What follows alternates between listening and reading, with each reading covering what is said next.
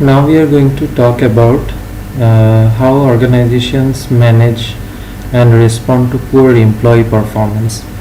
There are ways of handling employees who have poor performance in the organizations, and this is a very critical task. It is a difficult task to handle employees who have poor performance. So in this topic we are going to talk about that. So what are the learning outcomes?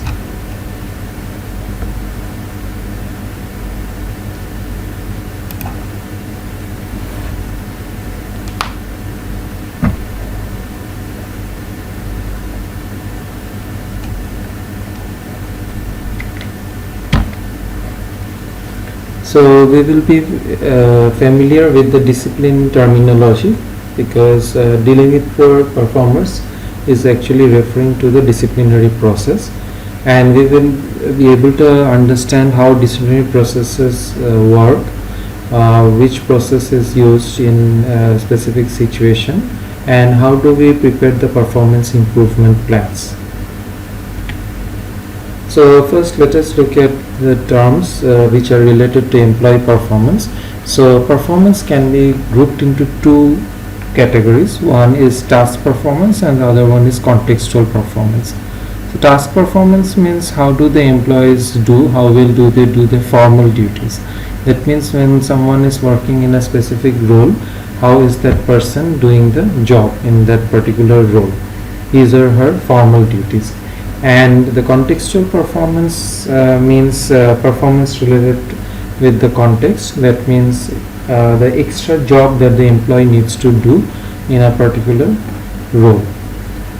So for example, doing extra work to help a new employee, or giving good service to the customers by doing something extra. These things will fall under the contextual performance.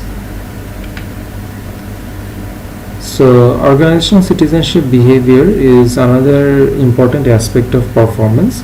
What does it mean? It is defined as discretionary individual behavior. That means the behavior that individuals show on their own. This is not formally recognized by the organization's reward systems. That means there is no such reward, that is bonus or incentives or increment which is given for the organizational citizenship behavior, but it promotes good operations of the organization.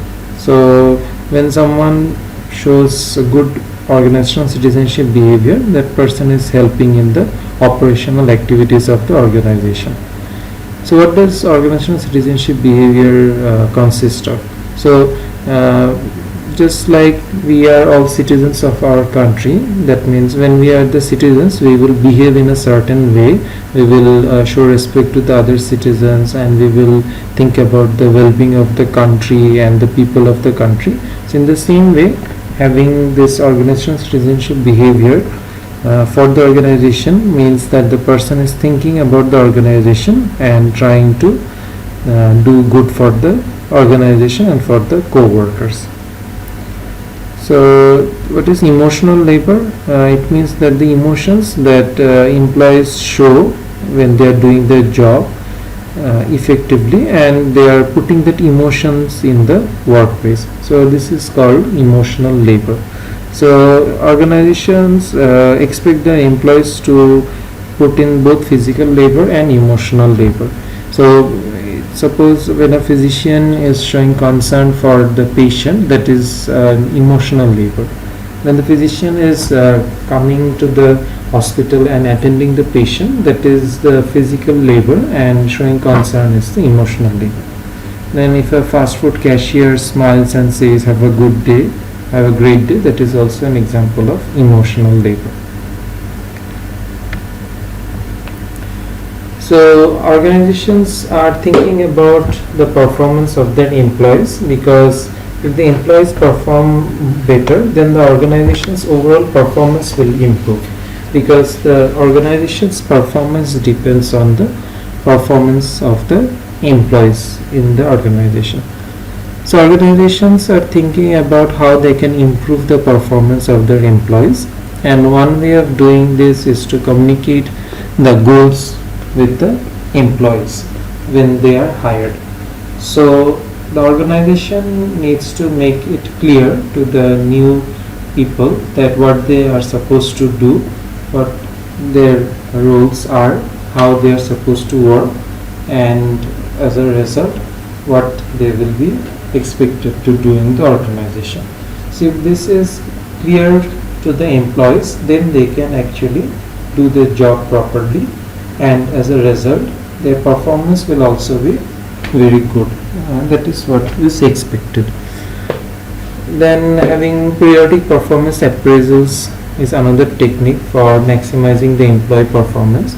So how do the organizations arrange this? Usually organizations have an annual performance appraisal. They also sometimes have a semi-annual performance appraisal. So by having these performance appraisals, the organizations can give feedback to the employees regarding how they are doing.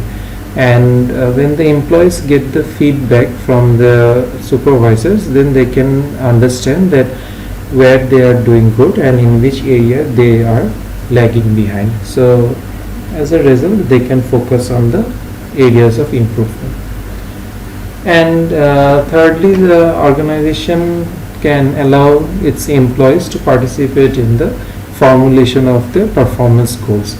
This is also good because if the employees are allowed to decide the goals that they need to fulfill, then they will have better ownership of these goals. So in that way the employees will also be more committed, and that will enhance their performance.